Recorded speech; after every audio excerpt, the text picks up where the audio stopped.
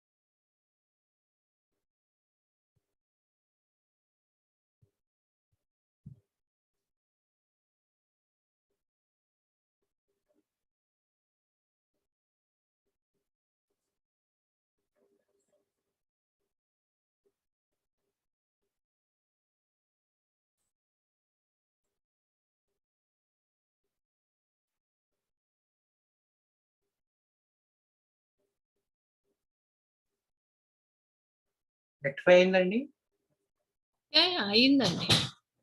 Right start చేద్దామా? Okay. Right అండి.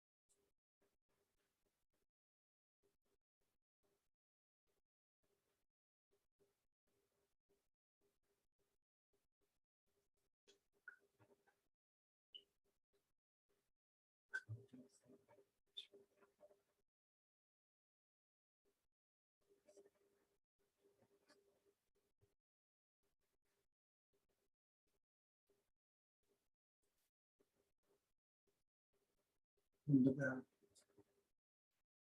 5 సార్లు ప్రార్థించండి.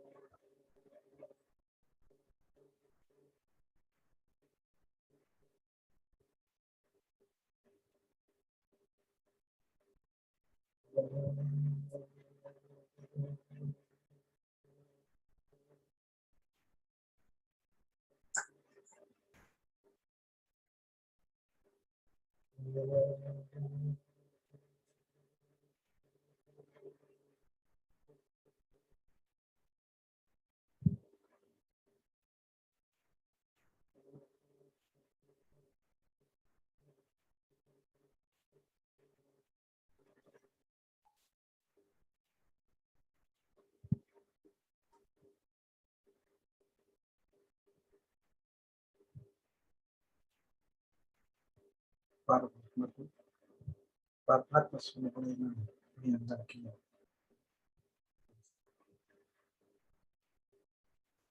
మనం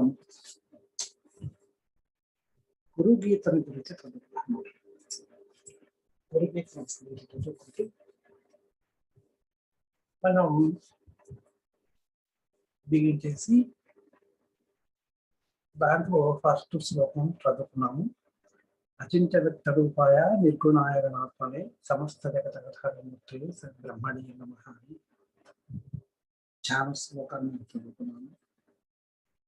ఆ ధ్యాన శ్లోకానికి అర్థం కూడా వివరించి చదువుకున్నాం. ఇక్కడ అది నైమిసారణ్య పర్వత ప్రాంతం. నైమిసారణ్య ప్రాంతం మన క్లాస్లో మన శాస్త్రాల్లో ముఖ్యంగా 9 రకాలైనటువంటి తపోభూములు ఉన్నాయి అని చెప్తాను. తపోభూములు అన్నప్పుడు అవి దండకారణ్యము, సైంధవారణ్యము, జంబుకారణ్యము, నైమిసారణ్యము, పుష్కరారణ్యము, ఫలారణ్యము, బదరికారణ్యము, డంగరారణ్యము, అరుపుత్తర అరణ్యము అని 9 రకాలైనటువంటి అరణ్య ప్రాంతాలు వనాలు ఆ ప్రాంతంలో ఇవి ఉన్నాయి కనుక ఈ 9 కూడా ఏంటంటే అడవి ప్రాంతాలు తపస్సు చేసుకునే దానికి, అంటే మునులందరూ కూడా ఎక్కువగా నివసించేటువంటి ప్రాంతం. మునులందరూ ఇది పూర్వకాలంలో ఏం చేసేవారంటే మునులందరూ కూడా ఒక అడవి ప్రాంతానికి కానీ వన ప్రాంతానికి కానీ వెళ్ళి అక్కడ కూర్చొని నిశ్చలంగా కూర్చొని తపస్సు చేసుకునేవాళ్ళు. అంటే భౌతిక ప్రపంచం నుంచి వాళ్ళకి తపోభంగం కలగకుండా ఉండేట్టుగా చేసుకునేవాళ్ళు అనమాట. అంటే మామూలు జనారణ్యం ఉన్నప్పుడు వెళ్తే జనారణ్య ప్రాంతంలో చేసుకోవాలంటే ముఖ్యంగా వాళ్ళకి కాన్సన్ట్రేషన్ అనేది కుదరదు కనుక కొంచెం కష్టం ఉంటుంది. కష్టం కాదు, కుదరదు అంతే. కుదరదు కనుక వాళ్ళు ఏం చేసేవాళ్ళు అంటే ఎక్కడో నా ప్రాంతానికి వెళ్ళి ఆ ప్రాంతంలో ఒక చిన్న కుటీరం ఏర్పాటు చేసుకొని అక్కడ తపస్సు చేసుకునేవాడు.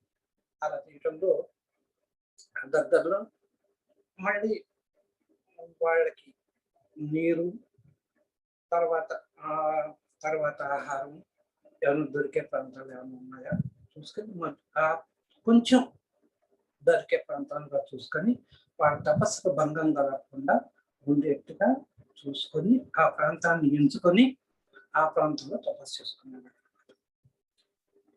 ఇక్కడ ఏమైందంటే ఇప్పుడు ఈ 9 ప్రాంతాలు, ఈ 9 తపోవనాల్లో కూడా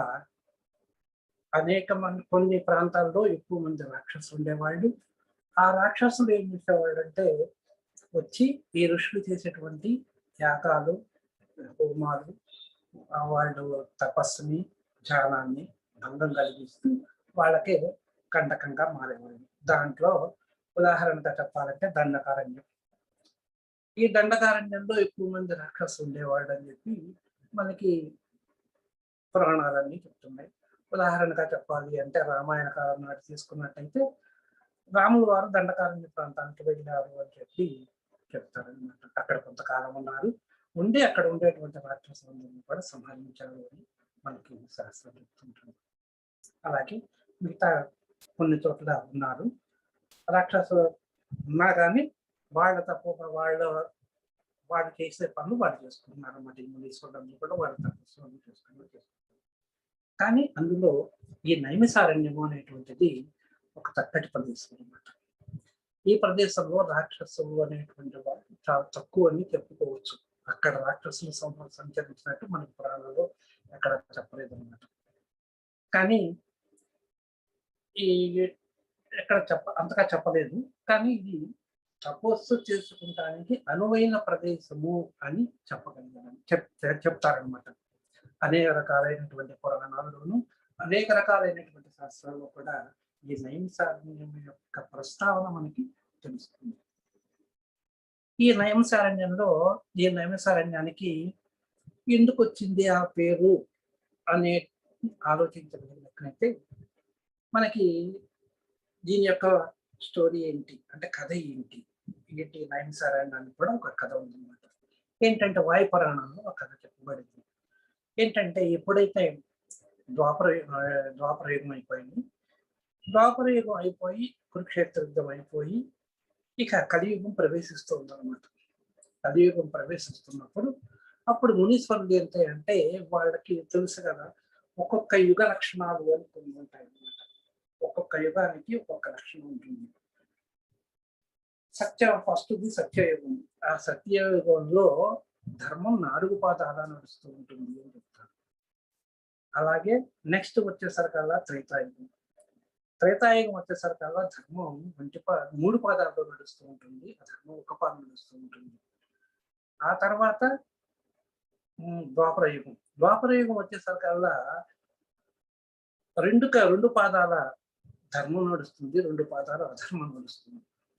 ఇక కలియుగం వచ్చేసరికల్లా ధర్మం 1 పాదం మీద నడుస్తూ ఉంటుంది, అధర్మం 3 పాదాలు నడుస్తూ ఉంటుంది అని చెప్తుంటారు అనమాట. ఈ ధర్మదేవతను చెప్పేటప్పుడు మనకి ఒక గోవుతో పోలుస్తారు అనమాట ధర్మదేవతను. కనుక ఆ ప్రకారంగా చూస్తే అధర్మం పాలు ఈ కలియుగంలో ఎక్కువ అవుతుంటుంది. అందుచేత ఏంటంటే ఈ కలిపురుషుడు అనేటువంటి ఆయన ఆ అంటే కలియుగాన్ని లో ఎక్కువగా కలిపురుషుడు అనేటువంటి ఆయన ఈ కలియుగంలో ఆయన యొక్క ప్రతాపాన్ని చూపిస్తాడు. ఆ కలియుగం ఏంటంటే ఆ కలిపురుషుడు యొక్క అన్ని అధర్మాలు చూపిస్తాడు అనమాట. ధర్మ మార్గాన్ని చరించడానికి మానవుడు వాళ్ళందరూ కూడా ధర్మ మార్గాన్ని చరించనివ్వడు ఆయన.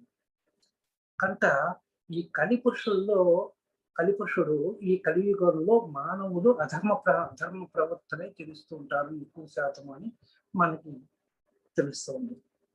అయినప్పుడు ఈ అంటే మనుషులు ఏ విధంగా సంచరిస్తారు అంటే మునీశ్వరుడు కనుక వాళ్ళు కలిపురుషుడు ప్రవేశిస్తున్నాడు కనుక ఆయన కనుక మనకి యజ్ఞయాగాలు ఇవన్నీ కూడా మనం చేసుకున్నానికి అవకాశం ఉండదు అని వాడు నిర్ధారణకు వచ్చి అప్పుడు ఆయన బ్రహ్మదేవుడి దగ్గరికి వెళ్తాడు అనమాట.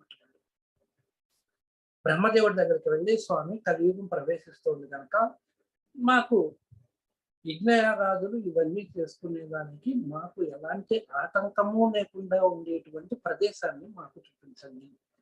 ఆ ప్రదేశంలోకి వచ్చి మనం అన్ని హోమము యజ్ఞాలు మా విధి నిర్వహణ ధర్మ కార్యాలన్నీ కూడా మేము నిర్వర్తించుకుంటాము అని వాళ్ళందరూ కూడా ఆయనకి విన్నవించుకున్నారు అన్నమాట. అప్పుడు బ్రహ్మదేవుడు సంతోషించి ఆయన ఏం చేశాడంటే ఒక బ్రహ్మ దర్భ తీసి దాన్ని ఒక రింగులాగా చుట్టి ఒక చక్రంలాగా చుట్టి అది భూమి మీద విసిరేస్తాడు. భూమి మీద విసిరేసినప్పుడు ఆయన ఏం చేశాడంటే అది చక్రం కింద మారిపోయింది అనమాట. అప్పుడు బ్రహ్మదేవుడు అన్నాడు, ఈ చక్రం వెంబటే మీరు వెళ్ళండి, అది ఎక్కడ ఆగితే ఆ ప్రదేశంలో కూర్చొని మీరు తపస్సు చేసుకోవచ్చు, అది చాలా అనువైనటువంటి ప్రదేశం అని చెప్తాను అనమాట. కనుక వీళ్ళందరూ ఏం చేశారనమాట, ఈ ఋషులందరూ కూడా ఈ సౌనకాది అప్పటికి సౌనకాది మహర్షులందరూ ఉన్నారు. వాళ్ళందరూ ఏం చేశారంటే ఆ చక్రాన్ని అనుసరిస్తూ వెళ్ళారనమాట. అది ఇప్పుడు ఉన్నటువంటి నైమిసారణ్య ప్రాంతానికి వచ్చేసరికల్లా ఆగిపోయింది. అక్కడ ఆగిపోయి విరిగిపోయింది, ఆ చక్రం విరిగి పడిపోయింది అక్కడ. అంటే మన చక్రము అన్నప్పుడు ఆ చక్రానికి దిశ ఉంటుంది అనమాట. ఎప్పుడు కూడా ఒక చక్రం ఉంటుంది. మనం బండి చక్రం తీసుకున్నాం అనుకోండి, ఆ బండి చక్రంలో చుట్టూ ఉంటుంది ఒక ఇనప రౌండ్ గా ఉండేటువంటి ఒక చట్టం ఉంటుంది అనమాట. ఆ చట్టం విరిగిపోయింది అనమాట. విరిగిపోయి చక్రం అక్కడ పడిపోతుంది. ఆ చక్రం పడిపోయినప్పుడు అప్పుడు ముందు సంబంధులు అనుకుంటారు ఈ ప్రాంతమే మనకి తగినటువంటి ప్రదేశము, మనం తపస్సు చేసుకుంటాం, యజ్ఞయాగాదులు చేసుకునేది ఇది సరైనటువంటి ప్రదేశము అని నిర్ణయించి వాళ్ళు అక్కడ ఉండిపోతారు అనమాట. ఇక్కడ నిమి అంటే చక్రము, ఆ నేమి అంటారు దాన్ని, నేమి అని కూడా అంటారు అనమాట. ఆ నిమి అంటే ఆ చక్రానికి ఉన్నటువంటి చక్రం, ఇనుప చక్రం అనమాట. అది ఆ చట్టం అక్కడ విరిగిపోయింది కనుక, అక్కడికి వచ్చి విరిగిపోయింది కనుక అది నేమియారణ్యము అని పేరు అనమాట దానికి. దాని పేరు మీదుగా వచ్చినటువంటి నేమియారణ్యము కాలక్రమేణా అది నైమిషారణ్యం కింద మారిపోయింది. అది అక్కడే మహర్షులందరూ కూడా అక్కడ వాళ్ళు ఆశ్రమాలు నిర్మించుకొని యజ్ఞయాగాదుల కార్యక్రమాలను కూడా చేశారు అని చెప్తారు. అదొక కథ, పురాణ కథ. ఆ తర్వాత అక్కడ ఎక్కడైతే చక్రం విరిగి పడిపోయిందో అక్కడ ఒక ఇది ఉందన్నమాట. ఏంటి, ఒక జల గుండం ఉందన్నమాట, ఒక జల ప్రదేశం ఉందన్నమాట. ఆ జల ప్రదేశం నుంచి కూడా అది దాంట్లో జలాన్ని కూడా వేగంగా వస్తుంటుంది అన్నమాట. ఆ వేగంగా వస్తూ ఉన్నప్పుడు అక్కడ ఎందుకు విరిగి పడిపోయింది అనే దానికి ఇదన్నమాట.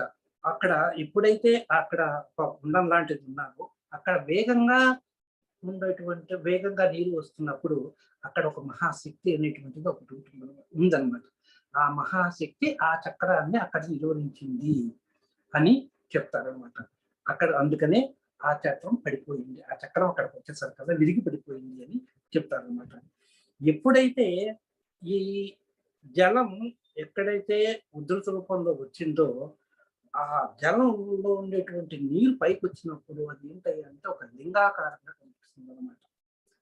ఆ లింగాకారంగా కనిపించినప్పుడు అది ఒక శక్తి స్వరూపంగా, ఒక శక్తి క్షేత్రంగా మనకి కనిపిస్తుంది అనమాట. ఆ శక్తి క్షేత్రమే లింగధారణ శక్తి రూపిణి అయినటువంటి లలితాదేవి ఉద్భవించినటువంటి ప్రదేశంగా అది ఉన్నదన్నమాట. ఒకనొక సమయంలో మహర్షులందరూ కూడా తపస్సు చేసినప్పుడు ఆ తపస్సులు చేసినప్పుడు అగ్నిగుండంలో నుంచి లలితాదేవి ఈ ప్రాంతాన్నే పుట్టింది అని చెప్తూ ఉంటారు. కనుక లలితాదేవి ఉద్భవించినటువంటి ప్రదేశం ఏదైనా అంటే నైమిసారణ్యం. ఎక్కడైతే చక్రం విరిగి పడిపోయిన తర్వాత ఎక్కడైతే చక్రం విరిగి పడిపోయిందో ఆ ప్రదేశాన్ని మనం ఆ ప్రదేశంలో చక్రతీర్థము అని అంటారు అనమాట.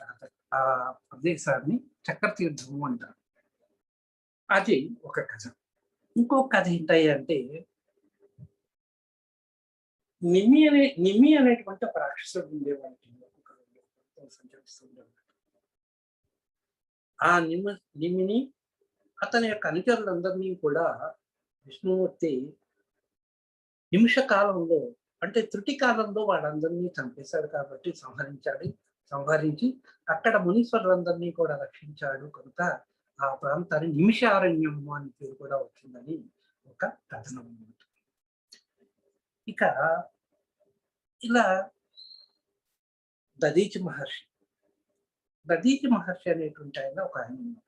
అది ఏంటి అంటే పూర్వకాలంలో వృతాసురుడు అనేటువంటి ఒక రాక్షసుడు ఉన్నాడు అన్నమాట. ఆ వృతాసురుడు ఏం చేశాడంటే ఆ వృతాసురుడు ఎలాంటి వరం పొందాడంటే ఎలాంటి లోహంతో చేసినటువంటి ఆయుధం చేత అయినా సరే ఆయనకి మరణం కలగదు, దాని చేత చావకూడదు అని చెప్పి వరం ఉంది ఆయనకి. కనుక అతను చంపాలి అని అంటే ఎలాగా అంటే లోహంతో చేసినటువంటి ఆయుధం కాకూడదు అనమాట. అందుకని చెప్పి ఇంద్రుడు ఏం చేశాడంటే ఇంద్రుడు మొదలైనటువంటి అష్టదిక్పాలకులు ఆ దేవతలందరూ కూడా ఈ దధీచి మహర్షి నైమిషారణ్యంలో అక్కడ ఉంటే నివసిస్తూ ఉంటే ఆయన దగ్గరికి వచ్చి ఆయన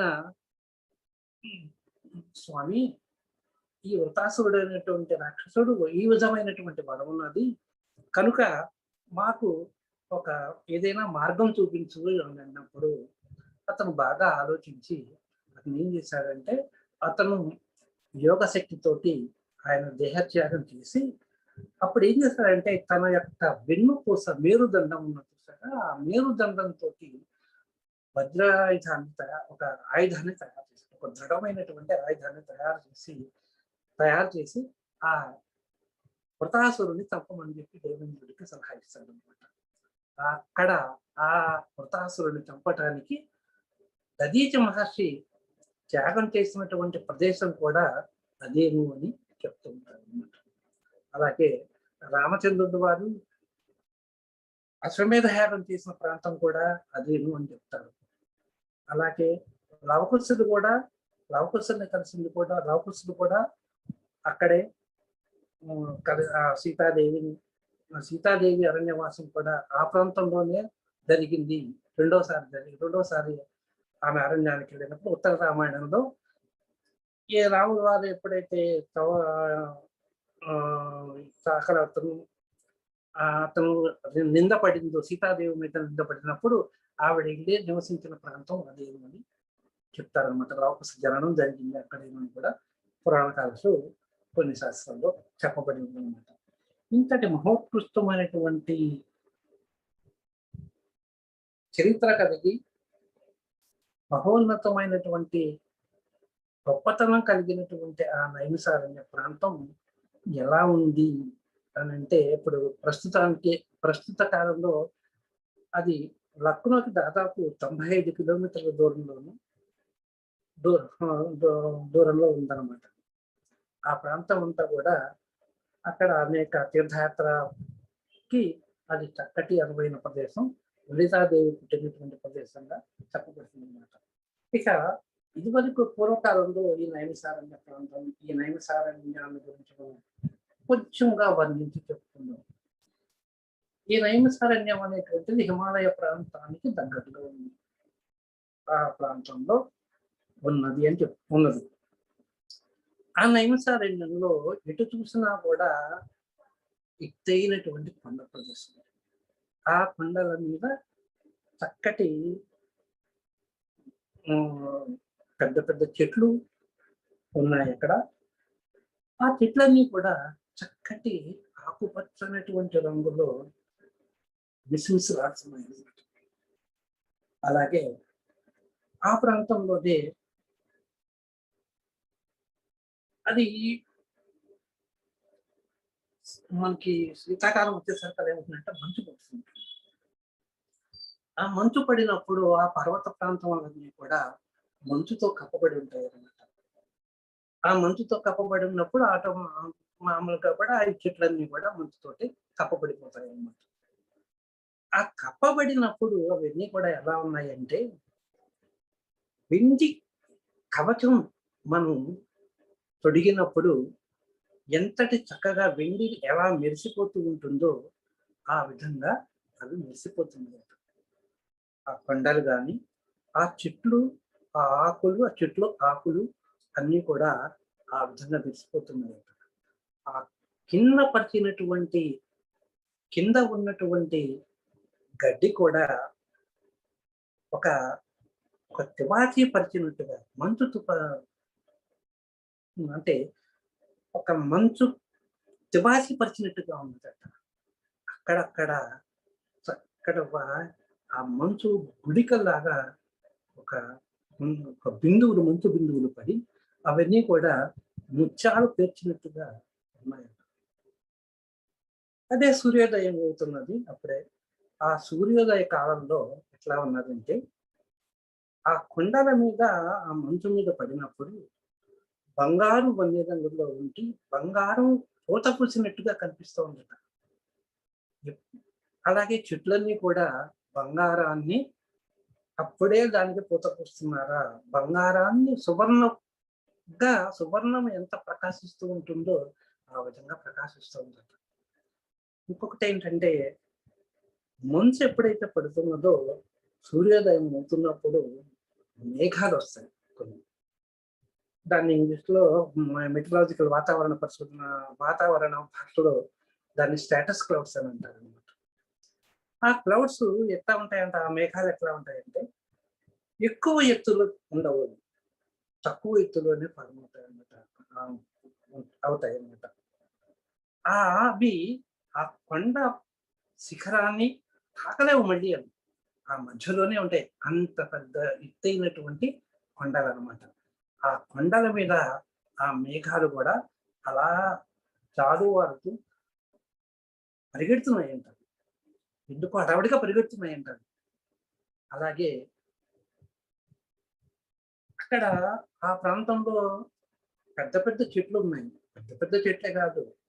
చిన్నటువంటి మొక్కలు, తీగ చెట్లు అవి కూడా ఉన్నాయి. అవన్నీ కూడా అట్లాగే ఉన్నాయన్నమాట. వాటికి ఉన్నటువంటి పువ్వులు మనసుకి హత్తుకునేట్టుగా ఆ పూలు పూసి, ఆ పూలు దైవ కార్యానికి లేదా గురు సేవకి గాని అంటే పరమాత్మ భావనతోటి అవన్నీ కూడా ఎదురు చూస్తున్నాయట. నన్ను తొందరగా పరమాత్మకి దగ్గరికి, పరమాత్మ పాదాల చెంత మమ్మల్ని పెట్టండి అని ఎదురు చూస్తున్నట్టుగా ఆ పువ్వులన్నీ కూడా ఉన్నాయట. అక్కడ ఆ ప్రాంతంలో ఉండేటువంటి కొన్ని ముఖ్యమైనటువంటి వృక్ష జాతులు గాని, ఆ వృక్షాల పేర్లు కొన్ని చూద్దాం. ఏంటంటే సరళ చెట్టు. సరళ చెట్టుని తెరతెగడ అంటారనమాట. కొండగోగు, ధన అంటే ఉమ్మెత్త, దేవదారు, తర్వాత మామిడి, నేరేడు, వెలగ, మర్రి, రావి, పారిజాతం, చందనం, అగరు, పాటల, నకుల, సప్తవర్ణ చెట్టు, సురపొన్న, నాగకేశరం చెట్లు, తర్వాత శాల, తాటి చెట్లు, తమార చెట్లు, అర్జున అంటే మద్ది చెట్టు, చంపక అంటే సంపెంగ పూలు, పున్నాగ చెట్లు, ఇలా అనేక రకాలైనటువంటి వృక్ష జాతులు అన్నీ కూడా అక్కడ ఉన్నాయన్నమాట. ఆ వృక్ష జాతుల్లో ఆ చక్కగా అది ఉదయం పూట కాబట్టి అక్కడ ఏమవుతుందంటే కొంచెంగా మెల్లగా కదులుతున్నాయి అన్నమాట. ఆ మెల్లగా కదలటం వల్ల దాన్ని పిల్లవాయువులు అక్కడి నుంచి వచ్చి ఆ మనసుకి ఎప్పుడైతే చేరుకుంటున్నాయో అవి చాలా ఆహ్లాదాన్ని కలిగిస్తున్నాయి. అక్కడే ఆ దగ్గరలోనే గోమతి నది కూడా ఉన్నదన్నమాట. ఈ గోమతి నది హ్మ్. గోమతి నదిలో నుంచి అంటే ఈ గాలి పర్వత ప్రాంతాల మీద నుంచి గాలి వీస్తుందన్నమాట. ఆ గోమతి నది మీద వచ్చి చక్కగా ఆ చల్లదనాన్ని కూడా కూడగట్టుకొని చక్కగా ప్రవేశిస్తుంది అనమాట. చాలా మనసుకి ఆహ్లాదంగా ఉంటుంది.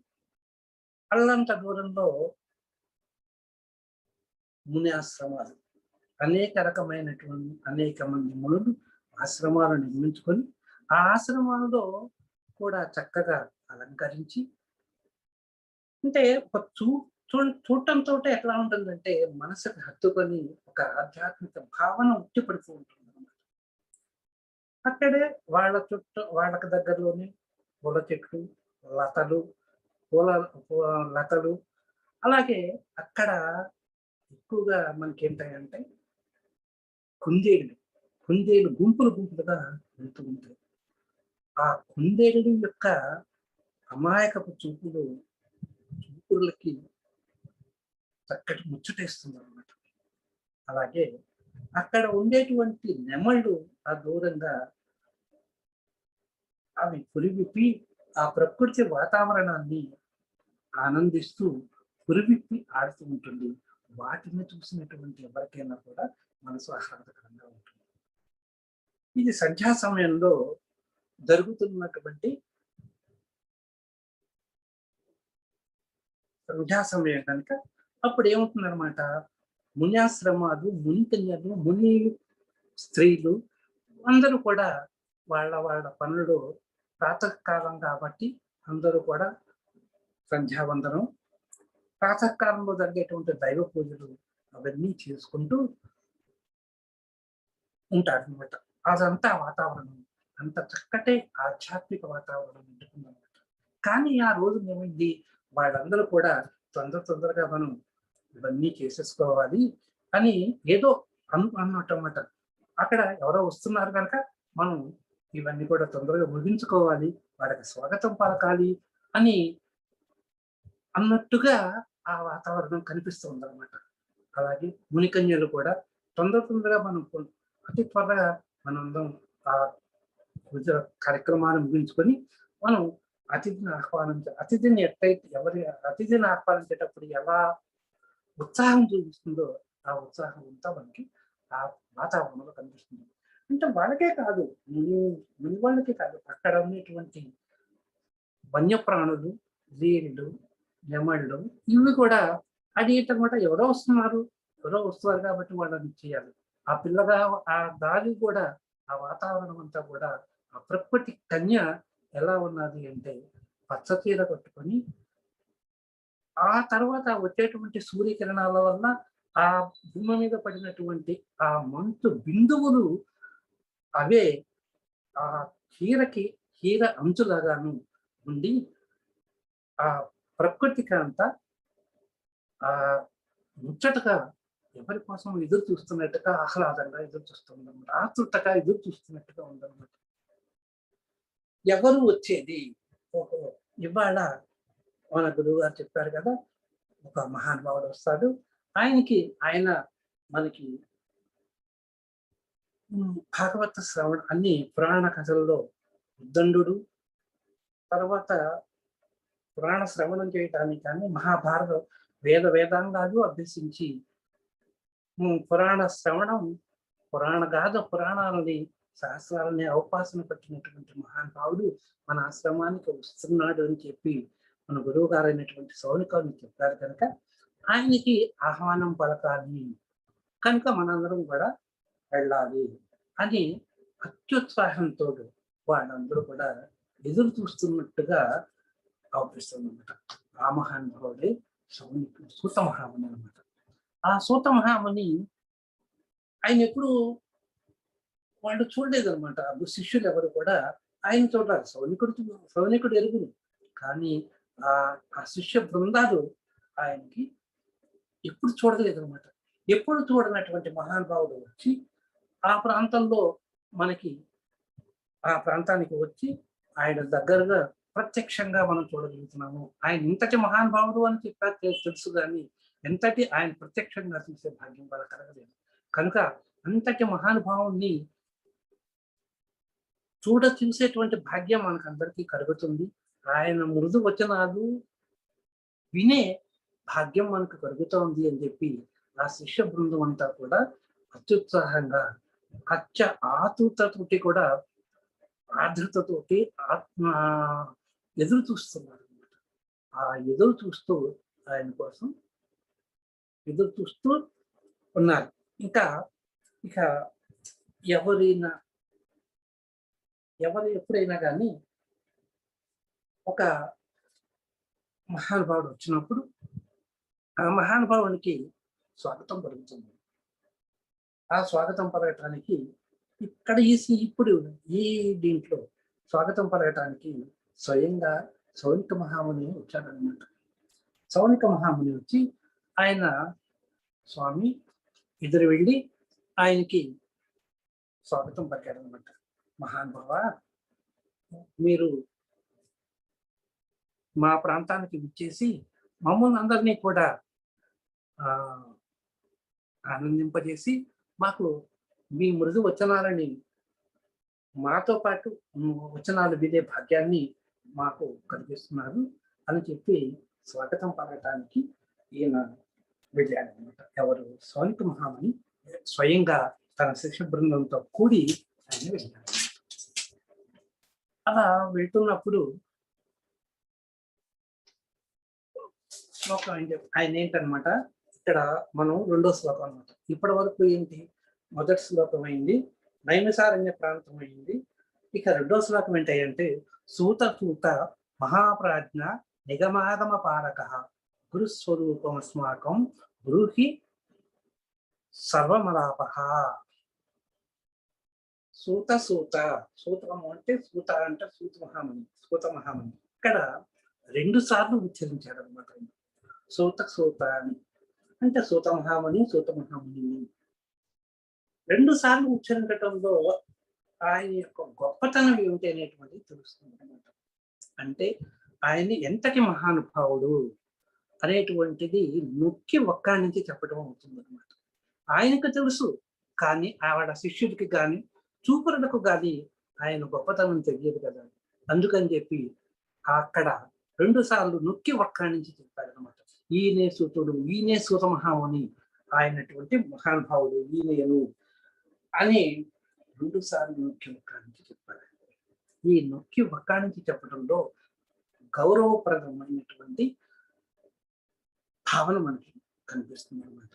ఒక ఆధ్యాత్మికమైనటువంటి భావన మనకు కనిపిస్తుంది. మహాప్రాజ్ఞ అంటే అన్నిటిలోనూ గొప్పవాడైనటువంటి శాస్త్రాల్లో గొప్పవాడైనటువంటి మహానుభావ సూత మహాముని అర్థం అన్నమాట. ఏంటి వేద శాస్త్రాలు వాడి ఉపనిషత్తులు తెలుసు ఆయనకి. వేదానికి ఉన్నటువంటి అంగములు అన్ని మనం చెప్పుకున్నాం, నిరుక్తము, వ్యాకరణము, ఇవన్నీ కూడా మనం చెప్పుకున్నాం. అవన్నీ కూడా తెలిసినటువంటి పురాణం, అష్టాదశ పురాణాలనే ఆయన అవకాశం పెట్టినటువంటి మహానుభావుడు. పురాణాలు ఉప పురాణాలను కూడా ఆయన అవకాశాన్ని బట్టి ఆయన భాగవత శ్రవణాన్ని వినిపించగలిగినటువంటి వాడు. అంటే పురాణం మొన్న డెఫినేషన్ చెప్పుకున్నాం. పురాణము అంటే ఏంటనమాట, జరిగినటువంటి అంతకు ముందు జరిగినటువంటి దాన్ని ఇప్పుడు మనం చెప్పటం అనమాట.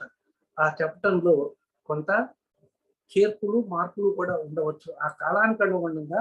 అంటే ఆ చెప్పే వాళ్ళకి, వినే వాళ్ళకి ఎలా చెప్తే వాళ్ళకి అర్థమవుతుంది, ఏ విధంగా చెప్తే వాళ్ళకి అవగాహన చేసుకోగలరు, దాని అంతరార్థాన్ని తెలుసుకోగలరు అని చెప్పేటువంటి ఆ నేర్పు కలిగినటువంటి మహానుభావుడు ఆ సూత మహాముని. అందుచేతనే ఆ కాలంలో సూత మహాముని పురాణాల శ్రవణాన్ని వినటానికి ఆయన ఆహ్వానించేవాళ్ళు అనమాట. అలాగే మహాప్రాజ్ఞ నిగమాగమము అంటే నిగమాగమ పారక. నిగమము అంటే వేదములు, నిగమములు అంటే వేదములు. ఇక ఆగమము, ఈ ఆగమంలో ఉండేటువంటి వాటిని ఉపవిద్యలు అంటారు అన్నమాట. ఈ ఆగమాల్ని ఉపవిద్యలు అంటారు. ఇవి దాదాపు 28 విధాలుగా ఉంటుంది అనమాట. ఈ ఆగమ శాస్త్రము అనేటువంటిది 28 విధాలుగా ఉంటుంది. 28 ఏంటంటే కామికము, యోగజము, చిత్యము, కారణము, అజితము, దీప్తము, సూక్ష్మము, సహస్రము, అంశుమానము, సుప్రభేదము అనేటువంటివి. ఇవి శివపరంగా శైవ పరంగా చెప్పబడినటువంటి ఆగమాలు అన్నమాట. అలాగే విజయము, నిశ్వాసము, స్వయంభవము, ఆగ్నేయకము, భద్రకము, గౌరవము, మకుటము, విమలము, చంద్రహాసము, ముఖ యగ్బంబము, ఉద్గీతము, లలితము, సిద్ధము, సంతానము, నారసింహము, పరమేశ్వరము, కిరణము అనేటువంటివి ఇవన్నీ కూడా రుద్రపరంగా మనం చెప్పబడినటువంటి శాస్త్రాలు అన్నమాట. ఇవన్నీ కూడా వీటి గురించినటువంటి వివరణ అంతా కూడా శివరత్నాపురము అనేటువంటి గ్రంథంలో దీని గురించి ఒక్కొక్క ఆగమ శాస్త్రాన్ని గురించి వివరణ శివరత్నాపురంలో మనకు లభిస్తుంది అనమాట. ఇక ఆగమము అంటే ఏంటి? ఆగమము అంటే ఈశ్వరునికి, పరమేశ్వరుని గురించి చెప్పబడి, పరమేశ్వరుని చేత చెప్పబడి విశేషమైనటువంటి ధర్మాలు చెప్తున్నటువంటి శాస్త్రాలని మనం ఆగమ శాస్త్రాలు అంటాం. ఈ ఆగమ శాస్త్రాల్లో ముఖ్యంగా మనకి ఏంటంటే పరమేశ్వరుణ్ణి కొలిచే విధం ఎలాగా, ఇది ముఖ్యంగా 2 రకాలుగా ఉంటుంది. ఈ ఆగమ శాస్త్రాలు అనేటువంటివి 2 రకాలుగా ఉంటుంది. ఒకటి శైవాగము, వైష్ణవం, ఇంకా ఉన్నాయి. ముఖ్యమైనటువంటివి ముఖ్యంగా 2 రకాలు చెప్తున్నాను అన్నమాట. శైవ ఆగములు, వైష్ణవ ఆగములు అని 2 ఉంటాయి అన్నమాట. ఇక్కడ ఏంటంటే యాగాలు జరిగేటప్పుడు కానీ, లేకపోతే మనకి దేవాలయాల్లో ప్రతిష్టాపన చేసినప్పుడు కానీ, ఇవన్నీ కూడా చేసేటప్పుడు అక్కడ ఎలా చెయ్యాలి, ఒక యాగం చేయాలన్నా, ఒక హోమం చేయాలన్నా కొంత ప్రక్రియ అవసరం అన్నమాట. ఆ ప్రక్రియను ఎలా చెయ్యాలి అనేటువంటిది చెప్పేటువంటి శాస్త్రమే ఆగమం. దేవాలయం, ఈ దేవాలయానికి ప్రతిష్టాపన, దేవాలయాన్ని ఏ విధంగా కట్టాలి, దానికి ఉండేటువంటి లక్షణాలు ఏంటి. ఎప్పుడైనా కానీ ఒక మనిషి తీసుకున్నాం అనుకోండి, సపోజ్ ఆ మనిషికి ఇదిగో ఈ విధంగా కొన్ని లక్షణాలు ఉంటాయి. ప్రతి మనిషికి కొన్ని లక్షణాలు ఉంటాయి అన్నమాట. ఆ లక్షణాలని తో ఉండేటువంటి ఇగో ఈ విధంగా ఉన్నాడు ఈ మనిషి అని చెప్తారు అనమాట. అట్లాగే ఒక ఇల్లు ఉంది, ప్రస్తుత శాస్త్రంలో ప్రస్తుతం ఏంటంటే ఒక ఇల్లు ఉన్నది. ఇల్లు కట్టుకోవాలంటే మనం ఏం చేస్తాం అనమాట, ఆగమ శాస్త్రం, మన వాస్తు శాస్త్రాన్ని తీసుకుంటాం. వాస్తుపరంగా ఇల్లు కట్టాలి, మనం ఈ విధంగా ఉండాలి, ఈ విధంగా ఉండాలి, వంటిల్లు ఇక్కడ ఉండాలి, తర్వాత బెడ్రూమ్ ఇక్కడ ఉండాలి, ఈ విధంగా మనం చెప్పుకుంటూ వస్తూ ఉంటాం. అలాగే దేవాలయాలకు కూడా కొన్ని రకాలైనటువంటి కొన్ని పద్ధతులు అనేటువంటివి ఉంటాయి. ఎక్కడ ఏ విధంగా నిర్మించాలి దేవాలయము అనేటువంటిది ఇది ఉందన్నమాట. ఒక పద్ధతి ఉందన్నమాట. ఆ పద్ధతిని వివరించేటువంటి శాస్త్రమే ఆగమ శాస్త్రము అని చెప్తారు అన్నమాట. అంతేకాదు ఆ దేవాలయాలను నిర్మించడమే కాదు, ఆ దేవాలయాల్లో విగ్రహ ప్రతిష్టాపన, విగ్రహం కూడా ఈ విధంగా ఉండాలి, ఎంత ఎత్తు ఉండాలి, ఎక్కడ నిర్మించాలి, ఎక్కడ ప్రతిష్టాపన చేయాలి, విగ్రహాన్ని ఏ విధంగా చేయాలి అనేటువంటి పద్ధతిని చెప్పేటువంటిది కూడా ఆగమ శాస్త్రం. అంతేకాదు దేవాలయాల్లో కొన్ని రకాలైనటువంటి పూజలు చేస్తూ ఉంటారు. అంటే కొన్ని రకాల, మామూలుగా ఏ పూజ అయినా సరే దేవాలయానికి సంబంధించి, అంటే పురుషోత్తముడికి సంబంధించినటువంటి ఏ పూజ అయినా కానీ, హోమం కానీ, యజ్ఞం కానీ, విశేష పూజలు కానీ, ఏవైనా కానీ ఏ విధంగా చేయాలి, ఏ విధంగా వాటిని నిర్వర్తించాలి, ఎప్పుడు చేయాలి అనేటువంటివి వివరించి చెప్పగలిగేటువంటి శాస్త్రమే ఈ ఆగమ శాస్త్రం అన్నమాట. ఇక ఈ ఆగమ శాస్త్రాన్ని మనం తర్వాత ఇంకా వివరంగా మనం చదువుకున్నాము. ఇప్పుడు ఏంటంటే ఒకసారి ఏమైందంటే సోమకేశ్వరుడు అనేటువంటి రాక్షసుడు వేదాలన్నింటినీ కూడా తీసుకెళ్ళిపోయి దొంగిలించి సముద్రంలో దాచేస్తాడు. బ్రహ్మదేవుడి దగ్గర ఉన్నటువంటి ఆ వేదాలన్నింటినీ కూడా తీసుకెళ్ళిపోయి సముద్రంలో దాచేస్తున్నాడు. దాచేసినప్పుడు ఇప్పుడు మరి ఏ విధంగా చేయాలి పూజలు? వేదాలు లేవు. అప్పుడు చూసిన వేదాలను చూసి చేసేవాళ్ళు కదా. ఇప్పుడేంటి లేవు, మరి వేదాలు ఆయన ఎత్తుకెళ్ళిపోయాడు అతను.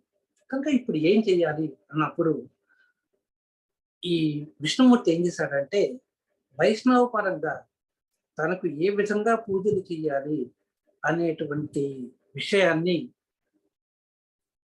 శాండిల్య మహర్షికి 5 రాత్రులలో నేర్పాడట ఆయన విష్ణుమూర్తి. ఆ పూజలు, ఆ కార్యక్రమాలు అనేటువంటి, అంటే విష్ణు పరంగా చేయబడినటువంటి కార్యక్రమాలన్నీ కూడా ఏ విధంగా చేయాలి అనేటువంటిది నేర్పినటువంటి ఆ శాండిల్య మహర్షికి నేర్పాడు. ఆ శాస్త్రమే, అది కూడా ఆగమ శాస్త్రమే అవుతుంది. అలా అంటే దానికి సంబంధించిందే కాబట్టి ఆగమ శాస్త్రమే అవుతుంది. దాన్ని 5 రాత్రుల్లో చెప్పాడు కనుక దాన్ని పాంచరాత్రము అనేటువంటి అంటారు. ఆ పద్ధతిని పాంచరాత్రము అంటారు. సరే, శివుడికి సంబంధం విష్ణుమూర్తికి సంబంధించి అలా ఉంది. కానీ మరి శివుడు ఏం చేశాడనమాట, తనని ఏ విధంగా ఆరాధన చేయాలి, లోకులందరూ కూడా ఏ విధంగా తనను ఆరాధన చేయాలి అని చెప్పి విధానాన్ని పార్వతీదేవికి చెప్పాడు. కనుక ఆ విధంగా, అంటే లఘు పద్ధతిలో చెప్పుకోవచ్చు అన్నమాట. ఈ విధంగా చెప్పినప్పుడు శివుడు సంబంధించినటువంటి ఆగమ శాస్త్రం అయితే ఏదైతే ఉందో దాన్ని పాశుపతము అని అంటారు అనమాట. శివుడు పాశుపతం కనుక, పశుపతి చెప్పిన వాడు కనుక దాన్ని పాశుపతము అని ఆగమ శాస్త్రాన్ని అంటారు. అలాగే ఇప్పుడు మన విష్ణుమూర్తికి సంబంధించింది పాంచరాత్రము. ఇక ఇప్పుడు ఏమైంది, ఇక్కడ మనకి సూత మహాప్రాజ్ఞ నిగమాగమ పారక గురు స్వరూపం అస్మాకం బ్రూహి సర్వమలాభం. అంటే నిగమం, ఆగమాలు అన్నిట్లో కూడా, వేదాల్లోనూ, ఉపవేదాల్లోనూ, ఆగమ శాస్త్రాల్లోనూ అన్నిట్లో కూడా పండితుడు అయినటువంటి, గురు స్వరూపుడు అయినటువంటి ఓ సూత మహర్షి, నీవు చెప్పేటువంటి ఆ పురాణ కథల వల్ల మాలో ఉండేటువంటి మలినాలన్నీ తొలగిపోవాలి స్వామి, తొలగిపోతాయి అని సౌనికుడు మహర్షులందరూ కూడా అన్నారన్నమాట. అంటే సర్వమలములు అంటే మలములు అంటే మాలిన్యములు. ఈ మాలిన్యాలన్నీ కూడా తొలగిపోవాలి. దేహానికి పట్టినటువంటి మాలిన్యం తొలగిపోవాలి అన్నప్పుడు మనం శుభ్రంగా స్నానం చేసి, అంటే దేహ మాలిన్యం పోతుంది. మరి దేహానికి పట్టినటువంటి మాలిన్యం పోతుంది కరెక్టే, మరి మనసుకు పట్టినటువంటి మాలిన్యం పోవాలి కదా, మనోమాలిన్యం ఉంటుంది. ఆ మాలిన్యం కూడా పోవాలి అన్నప్పుడు దైవ భక్తి ద్వారా పోతుంది అన్నమాట. భక్తి ద్వారాను, తర్వాత పురాణ భాగవత కథలు, పరమాత్మనికి సంబంధించినటువంటి పురాణ కథలు కానీ, లేకపోతే అవి తాను చదవటం కానీ, లేకపోతే ఎవరి ద్వారా అయినా వినటం కానీ చేసినప్పుడు మనసుకు పుట్టినటువంటి మాలిన్యం తొలగిపోతాయి అని శాస్త్రవచనం అన్నమాట. సరే, ఇక్కడ మనసుకు పట్టినటువంటి మాలిన్యాలు, ఈ మాలిన్యాలు ఏంటంటే, మాలిన్యాలు అన్నప్పుడు మలినాలు. ఆ మలినాలు ఏంటి, మనకి ఒక 5 రకాలు ముందు చెప్పారు అన్నమాట. ఈ 5 రకాల మలినాలు ఏంటంటే విద్యాజ్ఞానం, అజ్ఞానం, శక్తిహేతు, చ్యుతి, పశుత్వం. వీటిని పంచమలములు అంటారు. అదే ఇంకొక రకమైనటువంటి పంచమలాలు ఉన్నాయి. అవేంటాయంటే ఆరావ మలం. ఈ ఆరావ మలం అంటే ఏంటంటే, మనం ఎప్పుడైనా కానీ పరబ్రహ్మ స్వరూపాన్ని గురించి తెలుసుకోవాలనుకున్నప్పుడు అప్పుడేమవుతుందంటే మనకి తెలియకుండానే అజ్ఞానంలో ఆ జ్ఞానం మరుగుపడిపోతుంది అనమాట. దాన్ని ఆరావ మలము అంటారు అన్నమాట. తర్వాత కార్మిక మలం. మనం మనకి ఎవరికైనా ఒక గురువు గారు అండి, ఆ గురువు గారు ఏం చేశారంటే ఒక 4 మంచి విషయాలు చెప్పారనమాట. పరమాత్మ స్వరూపం గురించి, పరమాత్మల గురించి, ఇదిగో నాయన ధర్మబద్ధంగా ఈ విధంగా చరించాలి అని చెప్పినప్పుడు మన బుద్ధి ఏం చేస్తుందంటే దాన్ని విననివ్వదు. ఆ మనసు గురువు గారు చెప్పినటువంటి ఆ విషయాలని మన మనసులోనికి వెళ్ళనివ్వదన్నమాట. దాన్ని కార్మిక మలము అంటారు. ఇకపోతే మాయిక మలం. ఈ మాయిక మలం ఏంటంటే అసలు పరమాత్మకు సంబంధించినటువంటి విషయాన్నే మన దగ్గరకు రానివ్వదు అనమాట. అటువంటి మలాన్ని మాయిక మలము అంటే మాయతోట కప్పబడి ఉండేటువంటి మలం అన్నమాట. అంటే మాయ చేత కప్పబడినటువంటి వాడికి ఎప్పుడు కూడా ఏది సత్యమైనటువంటిది, ఏది నిత్యమైనటువంటిది, ఏది మంచి, ఏది చెడు, అది ఏది వివేకం, ఏది అవివేకము అనేటువంటి జ్ఞానం అతనికి ఉండదు అనమాట. అలాంటి జ్ఞానం మంచి చెడు యొక్క తారతమ్యాన్ని తెలుసుకునేటువంటి అతనికి అజ్ఞానంలో ఉండిపోయి అతను తెలుసుకోలేని స్థితిలో అతను ఉంటాడు. అటువంటిది మాయిక మలం. మామేయ మలం. ఇవేంటాయంటే పాపకర్మాలన్నీ చేస్తూ ఆ కార్యాలు, మంచి కార్యాలని పాపకార్యాలు చేయటువంటి ముందు ఆసక్తిని కలిగించేటువంటిదే మనకి ఈ మాయేమ మనము అని చెప్పబడింది. ఇంకొకటి ఏంటంటే తిరోధాన మలం. ఇదేం చేస్తుందంటే పరమాత్మని లేడు, పరమాత్మ మన నిత్యమైనటువంటి వాడు, సత్యమైనటువంటి వాడు అని మనం చెప్పుకున్నాం. పరమాత్మ యొక్కకి మనకి నిర్వచనం చెప్పుకునేటప్పుడు ఈ మనం ఏం చేస్తుందంటే ఆయన లేడు, ఆయన అసత్యము, పరమాత్మ ఉన్నాడు అన్నటువంటి భావము అసత్యము అనేటువంటి భావన కలిగించి బుద్ధిని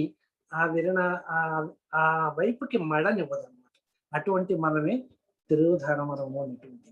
అంటే తర్వాత ఇక ఇవేం చేస్తుంది అనమాట, బుద్ధిని కలిగించి జరామరణాన్ని కలుగజేసేటువంటిదే ఈ తిరోధాన మలం.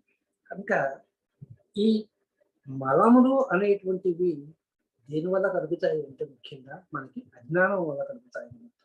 అంటే సత్యం తెలుసుకోలేనటువంటి వివేకం లేక సత్యాన్ని తెలుసుకోలేకపోవటం వల్ల ఒకటి, తర్వాత వివేకంతో ప్రవర్తించకపోవటం వల్ల ఒకటి, అజ్ఞానం వల్ల ఒకటి. ఈ విధంగా ఇన్ని కారణాల వల్ల మనం ఏది సత్యమైనటువంటిది, ఏది కరెక్ట్ కాదు అనేటువంటి విషయాన్ని మనం తెలుసుకోవాలి. అలాగే ఇంకొక విధంగా కూడా మనకి సప్తమలాలు అని కూడా ఇంకొక ఆయన చెప్తారు అనమాట. అవి ఏంటంటే మోహం, మదం, రాగం, విషాదం, తాపం, శోషం, వైచిత్రం. ఇవన్నీ కూడా మనకి ఇవి ఒక టైప్ ఆఫ్ మలాలు అనమాట. ఇక ద్వాదశ మలాలు. ఇక్కడ ఏంటంటే ఇది 12 రకాలైనటువంటి మలాలు ఇంకొక ఆయన చెప్తారు. బస, రేతస్సు, నెత్తురు, మెదడు, మూత్రము, మలం, కర్ణమలం, నాసామలం, శ్లేషం, కన్నీరు, దూషకం, చెమట, ఇవన్నీ కూడా శరీరానికి సంబంధించినటువంటి మలాలుగా మనకి చెప్తూ ఉంటారు అన్నమాట. కనుక మలాలు ఏ విధంగా ఉన్నా కానీ అవన్నీ కూడా మనం ఏం చేస్తాయి అన్నమాట, మంచి భావనలు కలగజేయాలి. మంచి భావన కలగజేయకపోవటం ఒకటి, పరమాత్మ భావన నుంచి మనల్ని దూరంగా తీసుకెళ్తాయి అన్నమాట. కానీ మనకి ఆ పరమాత్మ భావనకి దగ్గరగా మనకి తీసుకెళ్ళగలిగింది ఏంటంటే భగవద్భక్తి ఒక్కటే అన్నమాట. కనుక భక్తి అనేటువంటి దాన్ని మనం అలవర్చుకోవాలి. ఆ భక్తి ఎలా ఉండాలి అంటే నిష్కల్మషమైనటువంటి భక్తితోటి ఉన్నప్పుడు ఆ భక్తితోటి మనం పరమాత్మని ఆరాధించి ఆయన గురించినటువంటి తెలుసుకోవాలి అన్నప్పుడు ఆయన ఎప్పుడు పరమాత్మ గురించినటువంటి భావన మనకు కలుగుతుందో ఆయన గురించి తెలుసుకోవాలనేటువంటి, అంటే ఇవాళ నాకు దేవుడు దండం పెట్టుకోవాలి అని అనిపిస్తున్నాడు, సరే దేవుడు దండం పెట్టుకున్నాను బాగా. ఆ నెక్స్ట్ డేకి ఏమవుతుందన్నమాట, మరుసటి రోజుకి ఆయన గురించి అదే ఈయన ఓన్లీ దండమే పెట్టాను కాదు, ఈయనకి ఏదైనా పూజ చేస్తే బాగుంటుంది అనేటువంటి భావన మనకు. పూజ చేస్తే భావన కలుగుతుంది. ఎప్పుడైతే మనం పూజ చేయటం ప్రారంభిస్తామో ఏ అష్టోత్తరమో ఏదో చదువుకుంటాం, ఒక శ్లోకం చదువుకుంటాం. ఆ శ్లోకం చదివిన తర్వాత ఆహా కాదు ఇలా కాదు ఇంకొకటి అష్టోత్తరం, అది కాదు సహస్రనామం, లేదా ఇంకా ఏదైనటువంటి స్తోత్రాలు, ఇవన్నీ అయిపోయిన తర్వాత ఆయన గురించినటువంటి పరమాత్మకు సంబంధించినటువంటి యజ్ఞాలు కానీ హోమాలు కానీ చేసి తరిద్దాము అనేటువంటి భావన కలుగుతుంది. ఆ విధంగా మనం పరమాత్మ భావనకి దగ్గర అవడానికి అంటే ఏంటనమాట, మనకి భక్తి అనేటువంటి సాధనం వల్ల మనం పరమాత్మకు చేరుకుంటానికి ఒక మార్గం అనేటువంటి తెలుస్తుంది అనమాట భక్తి అనేది. కనుక అది ఎవరి ద్వారా మనం చదువుకుంటాం వేరు. మనం ఏదైనా కానీ ఒక గ్రంథం చదువుకున్నప్పుడు అనేక రకాలైనటువంటి సందేహాలు మనకు కలగచ్చు అనమాట.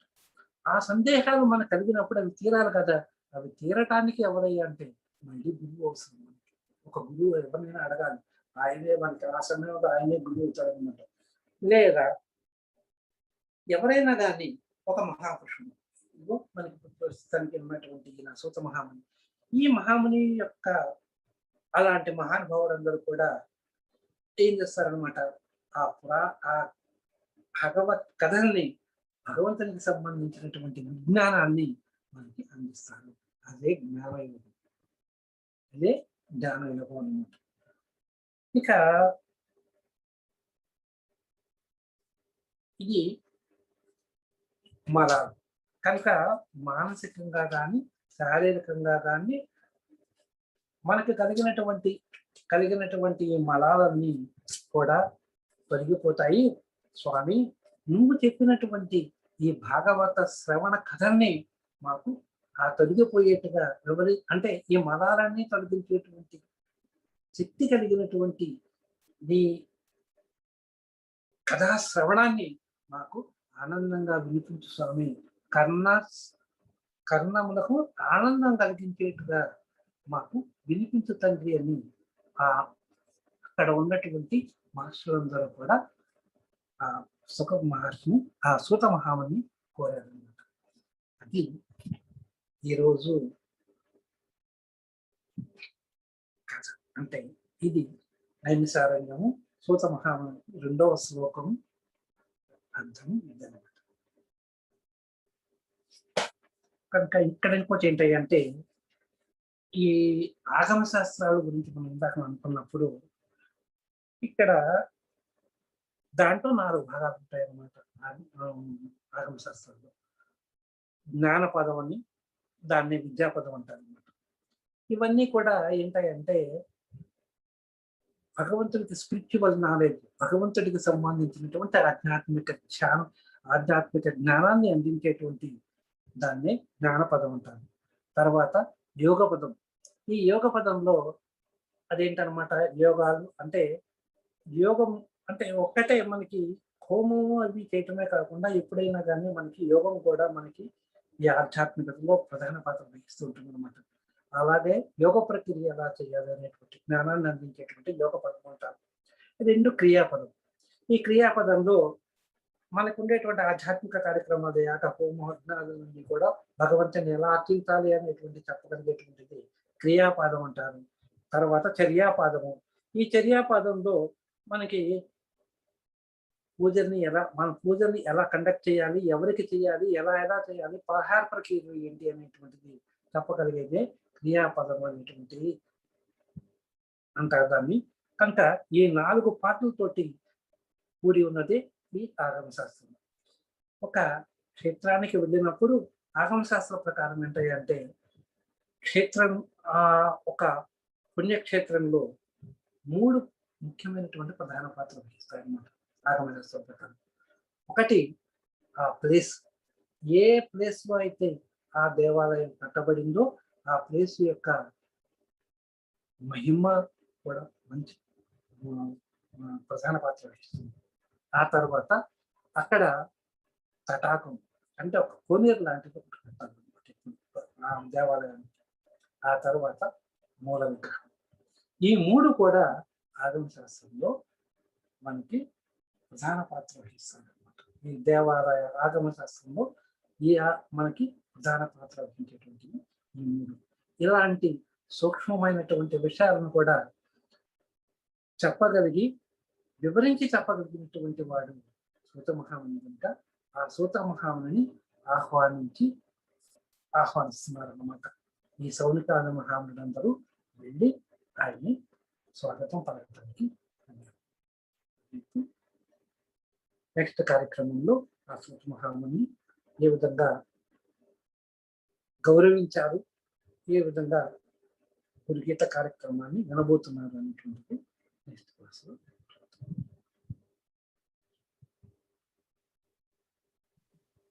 ఎవరికైనా క్వశ్చన్స్ ఉన్నాయండి?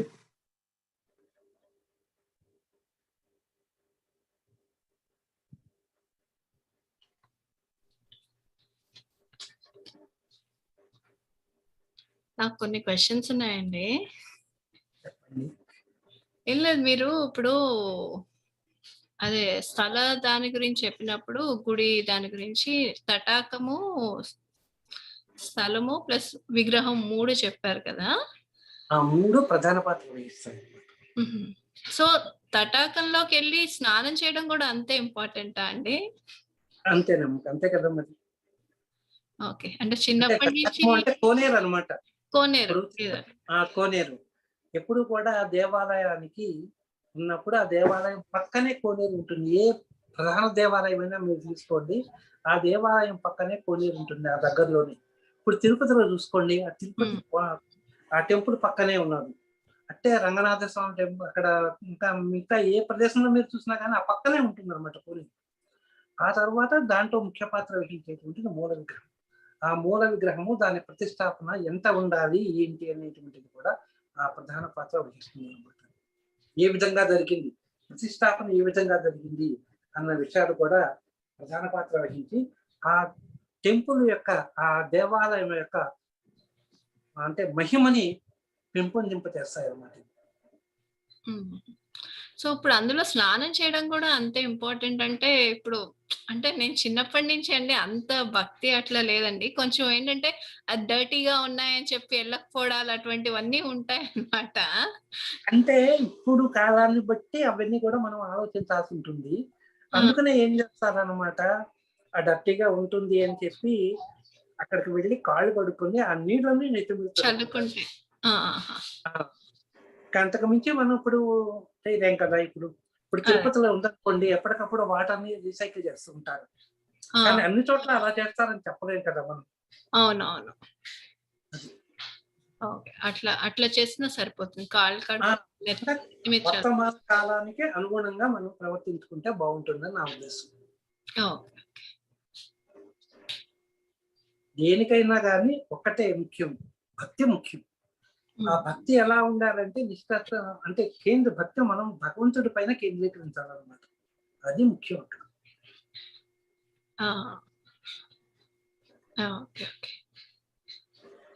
ఇంకోటండి, హోమంకి యాగంకి తేడా ఏంటండి? హోమం అనేటువంటిది దాంట్లో ప్రక్రియలు ఎక్కువ ఉంటాయి, యాగంలోని హోమ ప్రక్రియలో ఒక తక్కువ ఉంటుంది అన్నమాట ప్రక్రియ.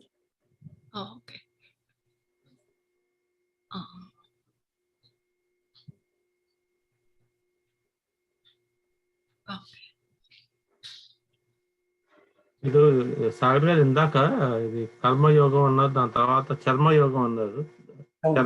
చర్మం చెప్పేది మళ్ళీ కర్మయోగం చెప్పారండి. అంటే నాకు అక్కడ కన్ఫ్యూజ్ అయింది, ఏది చర్మయోగం, ఏది చరయోగం, ఏది కర్మయోగం.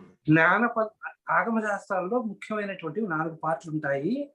జ్ఞాన పాదము, యోగ పాదము, క్రియాపాదము, చర్యాపాదము అనేటువంటి 4 ఉంటాయి అన్నమాట.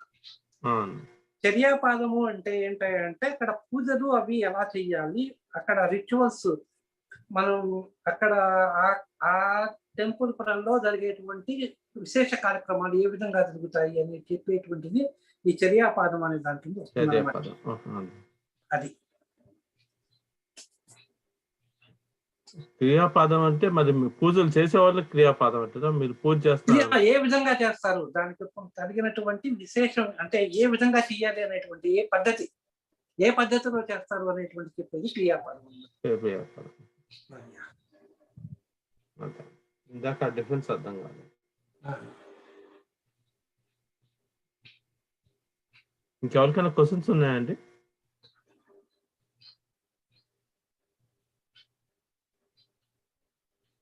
సరే అండి సార్ గారు, స్వస్తి. సర్వే జనా సుఖినో భవంతు, లోకా సమస్తాః శాంతి శాంతి శాంతి.